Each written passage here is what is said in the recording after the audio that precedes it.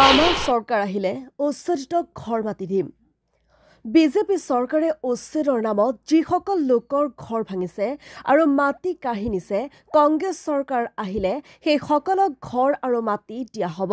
কংগ্ৰেছ চৰকাৰৰ 15 বছৰীয়া শাসনকালত এইসকল লোকক কিয় ভূমি পট্টা দিয়া হোৱা নাছিল বুলি সাংবাদিকে সোধা এক প্ৰশ্নৰ উত্তৰ দিয়ে এনেদৰে সাংসদ তথা প্ৰদেশ কংগ্ৰেছৰ জ্যেষ্ঠ নেতা ৰকিবুল হুছেইনে। আমাৰ এভিকশনেৰ পৰা মানুহসকলৰ লগত কথা পাতি তেওঁলোকে জানে যে ইয়াত কি ধৰণে অত্যাচাৰ কৰিছে। মই এতিয়া আমিতো চাই আহিছোঁ এভিকশন কৰা লোকসকলক বহুতক নটিচ দিছে, বহুতক নটিচ দিয়া নাই। অৰ্থাৎ নটিচ নিদিয়া মানুহখিনি তেওঁলোকে ৰেভিনিউ মাতি জোৰ জবৰ আপোনাৰ আজি নিৰ্দয় কৰি সেই লোকসকলৰ ঘৰবিলাক ভাঙিছে।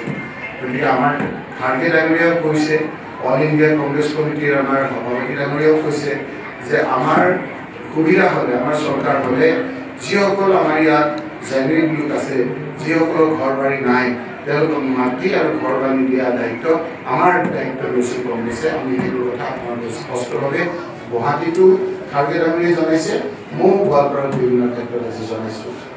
তেওঁ কয় সেই সময়ত মানুহবোৰ কি অৱস্থাত আছিল সেয়া আমি ক'ব পৰা নাযায়। কংগ্ৰেছ চৰকাৰে তৰুণ গগৈ চৰকাৰৰ দিনতো বহু লোকক ভূমি পট্টা প্ৰদান কৰিছিল যদিও সেই কথাবোৰ আজি তল পেলাবলৈ চেষ্টা কৰিছে একাংশ লোকে। তেওঁ পুনৰ কয় যে উচ্ছেদিত লোকক ঘৰ সাজি দিয়া আৰু ভূমি প্ৰদান কৰা সিদ্ধান্ত কংগ্ৰেছৰ হাইকমাণ্ডৰ সিদ্ধান্ত।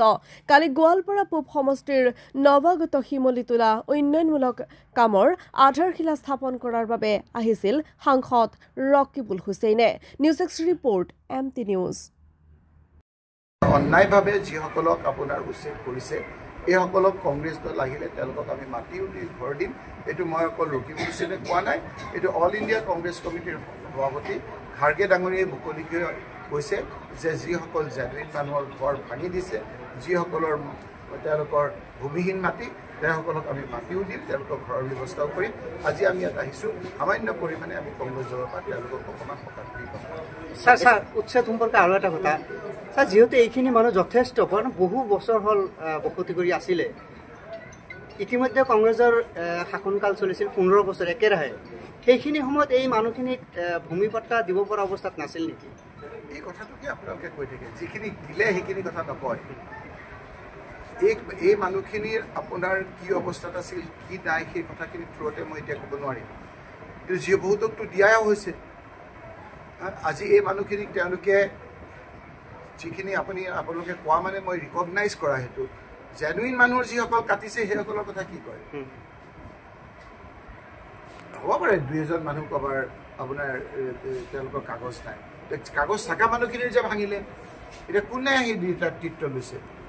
আপোনাৰ চাকৰি কাল থকা মানুহে কৰা নাই, চাকৰি উকলি যোৱাৰ পিছত আকৌ তেওঁক মকৰল কৰি এজন বিষয়াক দিছে, তেওঁৰ নেতৃত্বত এইখিনি হৈছে। মইতো আজি অফিচিয়েলি কৈ আছোঁ, এইবিলাক কি বিচাৰ নহ'ব নেকি? যিবিলাক ঘৰ ভাঙিছে, আমিতো এতিয়া বিলাচীপাৰাত এতিয়া আপোনাৰ ৰেভিনিউ মাটি, তেওঁলোকৰ নিজৰ পাট্টা আছে, পাট্টাৰ মাটিও ভাঙিছে। সেইটোত আকৌ আপোনাৰ কিহৰ মাটি চৰকাৰৰ বুলি কথা আছে? জেনুইন মানুহক বুলডেজাৰ লগাই ভাঙি দিছে, এই কথাটো অন্যায় হোৱা নাই নেকি? অত্যাচাৰ হোৱা নাই নেকি? কেৱল আপোনাৰ এটা পৰিৱেশ সৃষ্টি কৰি তেওঁ মানটো ডাইভাৰ্ট কৰিবৰ কাৰণে এই কথাখিনি কৰা বুলি সকলোৱে কোৱা নাই নেকি? গতিকে আপুনি মোক যিটো কথা সুধিছে সেই কথাটো ডাইভাৰ্ট কৰাৰ কাৰণে চেষ্টা কৰিছে বহুতে। যিসকল জেনুইন মানুহে ঘৰ ভাঙিছে সেইসকলৰ মাটি আৰু ঘৰ আমি উভতাই দিম।